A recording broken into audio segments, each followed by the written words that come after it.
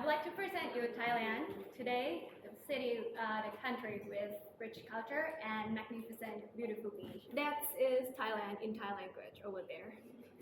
Where are we exactly? We are in the Southeast Asian part of the world over there with the area about 500,000 kilometers square, about the size of France actually. And those are our neighbor, the northern part, Myanmar, Laos, Cambodia, and Vietnam, China. And Vietnam, we don't share the border with them, and Malaysia. And probably you would want to remember the first. Do you see Bangkok over there, the capital city, and the northern part, that city, Chiang Mai, also the second biggest city. Where are you from? I'm from Bangkok, the capital. Yes, and Phuket over there, one of the very top destination. City is Bangkok, and in Thai we call it Krungthep. We don't call our city Bangkok. Our official language is Thai language, and we have our own currency. 36 Thai baht equal to €1, and populations around 71 million people with the GDP of $500 billion. There's the national flag of our country. Red is nation, white is religion, and blue is king. We are under monarchy. That is our banknote with the current king in there and the coins. And this one is actually the Thai traditional dress for the girl. Do you have something like that at home? I don't bring it here. Not here at home, I mean. Oh yeah, of course. Yes, we dress up sometimes in a big festival. And over here is actually Bangkok City, next to the Chapria River. It's the main river of the country. And actually, this one over here is my school. Yes. Really? Yeah, I've studied in there 12 years. And actually, if you see, this one is the biggest Catholic church in Bangkok. It's not the main religion, but my school is Catholic school, so yeah. The blue part over there is agriculture, labor force for more than a quarter of our population in the agriculture sector, followed by the manufacturing over there and the wholesale and retail over here. And if we divide it by sector of the Thai GDP, agriculture actually comprises only 4%. That one over there, and most of it's services, more than half of it. And yes, and the top 10 stuff that we export are mostly jewelry and electronic parts. Everything all about Thailand. First of all, Siamese cat are native from Thailand, and Muay Thai, of course. Everyone have heard about it, one of the violence martial art in the world, and they use the art of 8 lines. They use fist, elbow, legs, and everything. And in 1939, Siam was renamed into Thailand. Siam was the name of our country for more than 800 years. Before that guy, he wanted to build the nationalism. I don't know what he's thinking, but yeah, he changed to Thailand, which affect a lot of our culture.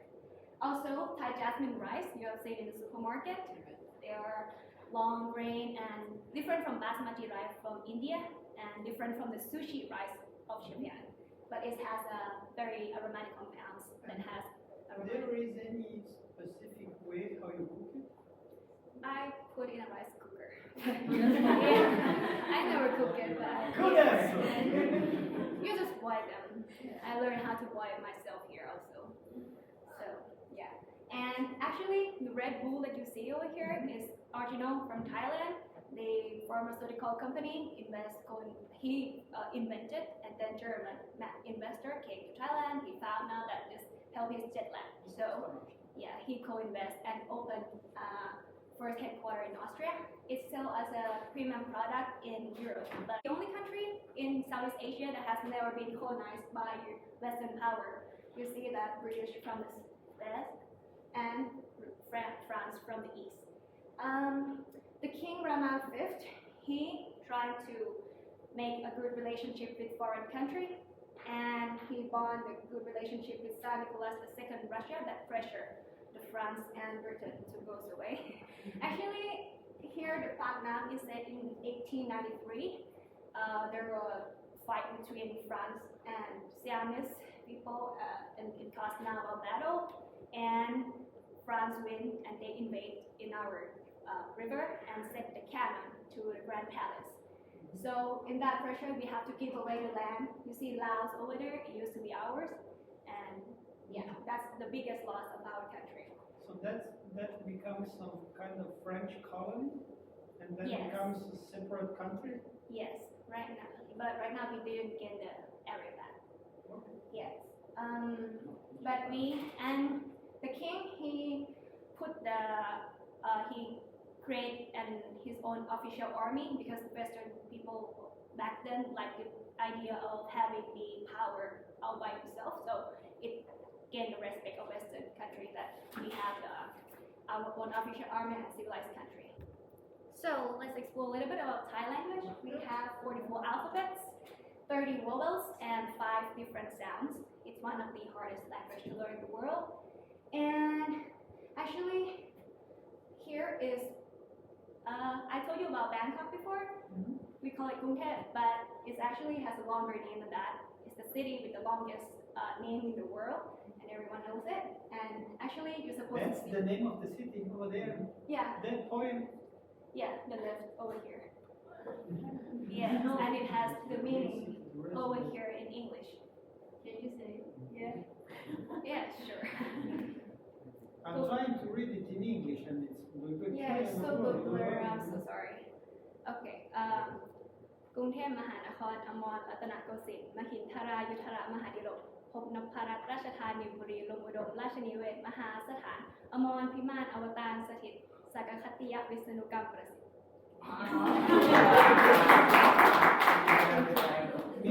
You realize that you could say absolutely everything. Yeah, but it's actually this one. Yes. And yeah, if you have ever come to Thailand, one word, sawadi, means hello. And for girls, you say sawadee ka. And for guys, you say sawadee ka. Yes. And that girls over there, you're doing this, is that you do this to respect the people who have a higher rank of status in the country, like your professor or monk or the king. And for your information, every Thai people has first name and nickname like I do, because that's the things you guys asked me in the beginning many times why you have 2 names. The first name is for official things in birth certificate and in exam paper, but nickname is what you talk to me normally, close friends, close teacher, parents. 93% of the population is Buddhist, and we have around 40,000 temples across the country. Here's the Mount of Thailand, and here's it's actually the most famous temple in Thailand, Wat Phra. If you come, it has the Emerald Buddha over here, which is pretty prestigious, and a lot of tourists, you have to take turn to get in there, and once you finish, you have to go out, and next set of person can go in. It has a lot of tourists over there. And we are the country that has the world's largest gold solid Buddha statue. It weighs around 5.5 tons. And there are the monks, and yeah. Actually, right now in Thailand we use the Buddhist era, the system of Buddhist, which is 2566. We count it as the day that Buddha, the founder of the religion, passed away, the first year, which is 543 years before Jesus in Christian religion was born. Here's the capital city, Bangkok, the Grand Palace. And Wat Arun, that one, probably the iconic picture that you see from Bangkok. That one's pretty touristic also. And the Chakra River, it's really beautiful. And here's the Chatuchak Market, one of the biggest open market, which has a lot of street food in the world. It's really close to my house, but I hardly go there actually. And the Icon Siam Mall, one of the biggest mall in Asia. Talk about our tradition. Here's, first of all, the Songkran Festival or Thai New Year Festival. 13 to 15 of April of every year is the biggest celebration in the country. It's official holiday. You go back home, meet your family, and one of the fun things of this festival is you splash water to your friend. It's in Bangkok, they shut down the road and absolutely just doing this for 3 days, and we actually don't dress up like that, but just shirt, short, and then a water gun. It's a lot more fun. And the Chinese New Year, a lot of Thai Chinese evacuate to Thailand, including my family. So it's one of the biggest celebrations in the country. Here is that in Chinatown in the country, and it's not an official holiday in the country. This one, MIFOODAS Festival. Probably have seen Rapunzel of Disney. If you guys have seen, yeah, they got the inspiration from this festival. They these things and float up to the sky. And like a Gotong festival is that thing, I don't know, we call it Gotong, and lit the candle, put some flour or anything, and you float on a river. There's two similar things of these two festivals is that they celebrate on the full moon of November, the same day, but this one in the northern part, that one all over the country. And the second thing is that they generate a lot of trashes, and it has been a controversial issue that people try to reduce doing this because of course you put this in the river and yeah, it's become trash in the morning. Like Gotong, actually in the past they do it for ask for the forgiveness of the gods of the river because they use water from the river and we pollute them back in the water. Here's the world famous food, pad thai, which actually I cooked and brought to you guys today. And the real pad thai is supposed to be all this recipe over here. It's a Thai national dish, and it was born actually out of the nation building strategy of that guy. I told you that he renamed Siam to Thailand because at that time there were too many Chinese came to Thailand, and he wanted to stop them he can't stop people eating noodles because it's come from China. So he gathered the royal chef, famous cook to create a national dishes that people eat it, with this one. And it's actually during World War II, shortage of rice. So eating noodles is one of the alternatives. And it combines all the 5 flavors, sour, sweet, bitter, umami. One of the most well-known that you guys should know is that first mango sticky rice is the national dessert in the country. It has mango and coconut cream and the rice, sticky rice. So it's savory and sweet goes together. I eat it every year during summer. And sometimes that one, papaya salad. If you have seen the papaya, that is raw and we peel them, and that's the white part over there, papaya. And massaman curry is curry, chicken, potato, and probably some curry. Yeah. And tom yum goong, that one is the spicy shrimp soup. You can have other things like maybe chicken or something. So in 2021, the CN Travel ranked massaman curry is the most delicious food in the world out of 50. Followed by somtam number 8. And tom yum goong number 46. And when we eat on a table over there, we normally order rice one by one for each person, and we order all of this to share in the middle. It's not like a meal that you have to eat by yourself. Here is the local Thai food that I eat. These are all my pictures that I eat before, so it's not advertisement or anything. That's in my house.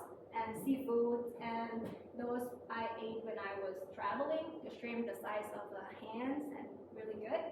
And that's the sweet, it's like taro balls, and it's really good with coconut milk. I really like it. And that one is the fried rice, papaya. No. Pineapple fried rice. I ate at the beach. Yeah. And if you see the car over there, it's called tuk tuk. It's a 3-wheel car icons of Bangkok. You can probably find there when you go to Thailand also. It's one of the world top destinations. It has, in February 2023, it has around 2 million tourists. Back then, January, around 2 million also, so it has increased since after pandemic. And here's a picture of Thailand that I've been traveling by myself, and I took this picture, and it's really pretty. The sea and the natural nature, waterfall, that's I went hiking, and that's a temple in Chiang Mai that I told you, like the biggest one. Thank you for your attention.